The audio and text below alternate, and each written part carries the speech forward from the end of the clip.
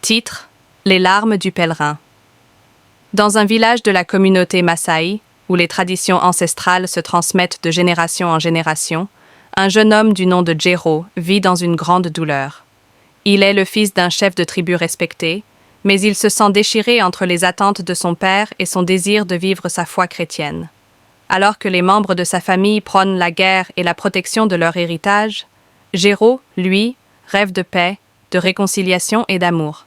Un jour, après un événement tragique où la tribu voisine attaque leur village, Jero perd son frère aîné, Adimu.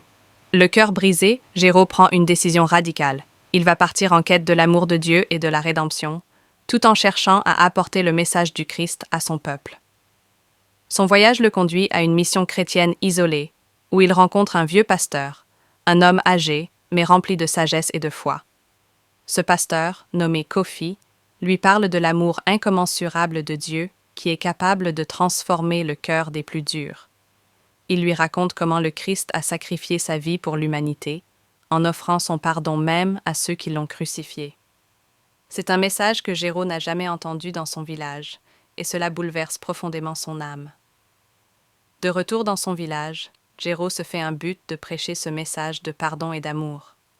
Mais il se heurte à une résistance farouche. Le père de Jero, qui voit la foi chrétienne comme une menace à ses traditions, l'accuse de trahir sa famille et son peuple. La tension est vive et Jero se retrouve exclu et moqué, rejeté par ceux qui l'aiment. Cependant, dans les moments de solitude et de prière, il ressent l'onction de l'Esprit Saint, une force divine qui le pousse à persévérer. Un jour, un événement inattendu se produit. La tribu voisine, avec laquelle les tensions étaient vives depuis des années, attaque une nouvelle fois le village.